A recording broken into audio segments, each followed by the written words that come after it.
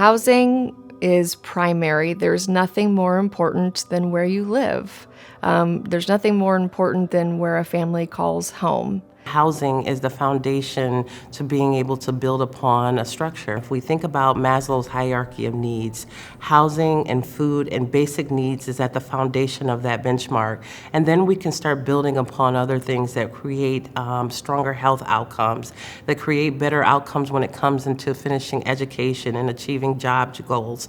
But it really becomes difficult for someone to focus on achieving any of those things if at night they don't have a place to return home to. Home could look like different for many people, right? But if you don't have a safe place to go, there's really not much that you can do. So how could you go to work 9 to 5 or 40 hours, even 20 hours a week when you don't know where you're gonna go after you get off work? So safe housing is really, really important, really for our young people in particular. Something that everyone needs to know about housing instability is that it can affect anyone, that it's pretty easy for some of these kids to go from a place where they feel fairly stable to a place where they're entirely homeless.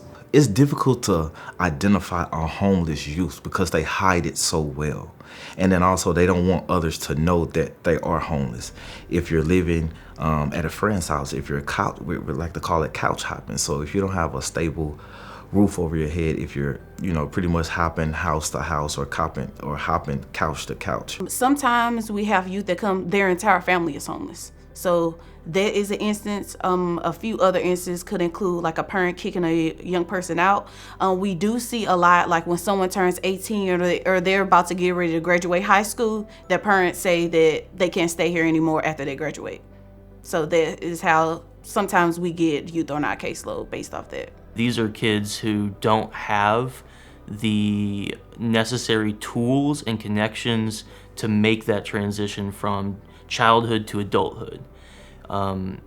Many kids have that support. They have the ability to stay with a family member or a parent even after they've become an adult, and maybe they have that extra time to get on their feet. If they lose a job, that doesn't mean losing their home, but for our kids, losing a job might mean losing their housing.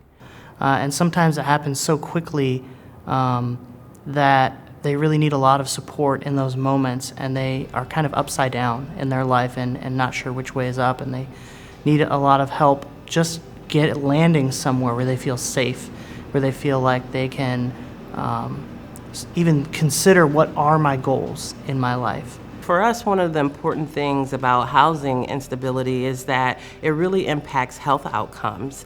And so what we know and what I know as the leader of this organization is that having safe and stable housing really improves health outcomes, from behavioral health to physical health and mental health.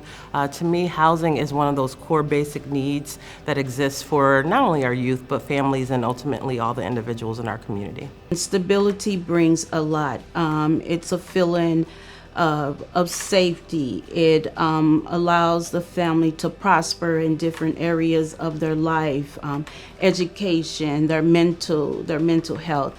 I just know that when the residents feel stable, they're more apt to prosper in other areas of their life. So to begin with someone's home is to begin at square one or at step one and to go from there. So when you want to build a community, you start with someone's home.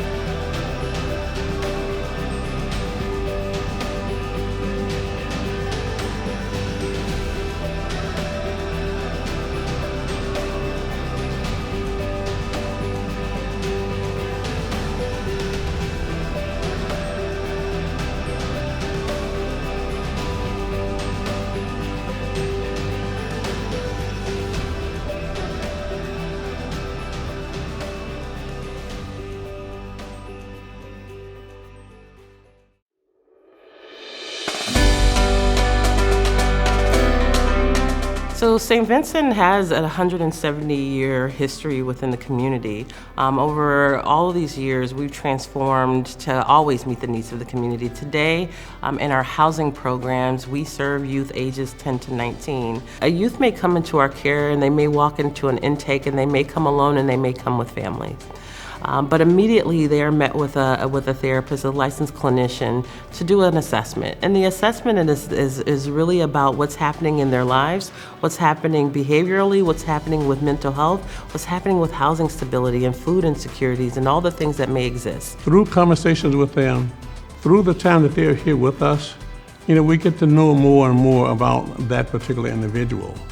So as we begin to complete that assessment, then we determine then what those needs are. St. Vincent offers a number of different programs, individual therapy sessions, family therapy, community group sessions where they're learning various life skills. I work with clients anywhere from 9 to 19, at risk, can involve trauma, behavior issues, anywhere from neglect, abuse. We provide all type of services as in TLP, emergency shelter. So we have the drop-in center, which is open Monday through Friday, 3:30 until 7 p.m. We have a general purpose area where the kids can come down, they can use a laptop, they can, just hang out with their friends. We have a teaching kitchen, which they can go into, and we have different staff members that will, show them how to make a quick meal. Gymnasium that they can use. Also a weightlifting gym. And then we have a laundromat. So if they need to wash their clothes, they can come here and wash clothes. So there's lots of recreational activity. There's lots of things that allow St. Vincent to feel like a part of the community, to feel like home for our youth, and lots of resources and services that are available.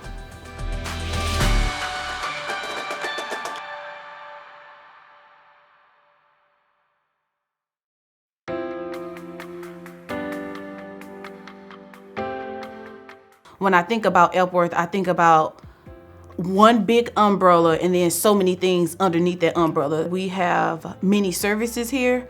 In addition to our emergency shelter, transitional, we have our Chafee program. We also have aftercare. We have a lot of clients who, because Epworth has an umbrella of services, it's not just Chafee, it's not just street outreach. We have all of these different services that allows us to look at our clients and their needs and say, okay, maybe I can't meet this need as a worker, but I know someone who can help them meet that need. First, we like to start just building that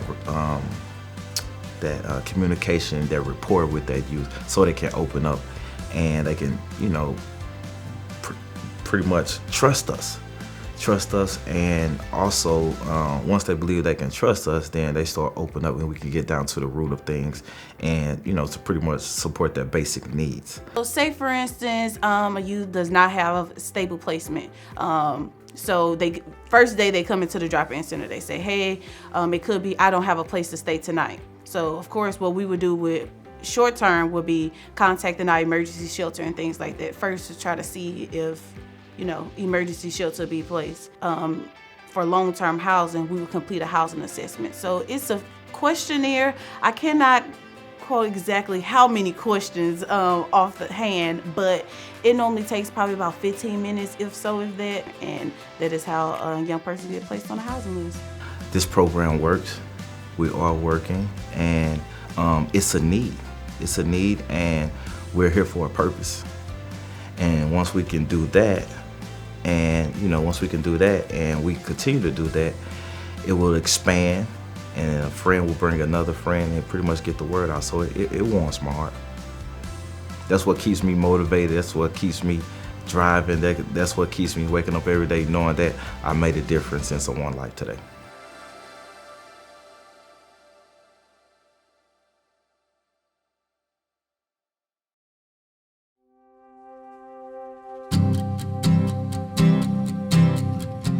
So Beyond Housing is a nonprofit community development organization that is based within the boundaries of the Normandy Schools Collaborative. We've been in the housing industry for many years, starting back in 1975. So our rental housing department is one of our largest and longest departments within the organization. The rental homes offer a unique social service component that comes along with being a resident. So not just coming to live here, it's a program. We want you to accomplish long-term goals. The main goal is stability. Our homes are income restricted, so really set aside for low to moderate income families. Once a resident moves into our program, they would meet with our housing resource specialist to complete a assessment to see what self-identified goals the resident has, whether that's credit repair, budgeting, home ownership, and then that resident is then paired with a specialist based off of what their needs are. People on my specific caseload come from all walks of life. Some of them are underprivileged. Some of them have been disenfranchised. Others of them want to just do things right, coming out of the gate with adulthood. Some of them are very, very vulnerable. They've come from bad situations in their previous home. So when they come to Beyond Housing, being able to offer them resources, affordable housing, stability, that helps them out a lot. Not everyone have family support, so we often give that family support and that family love.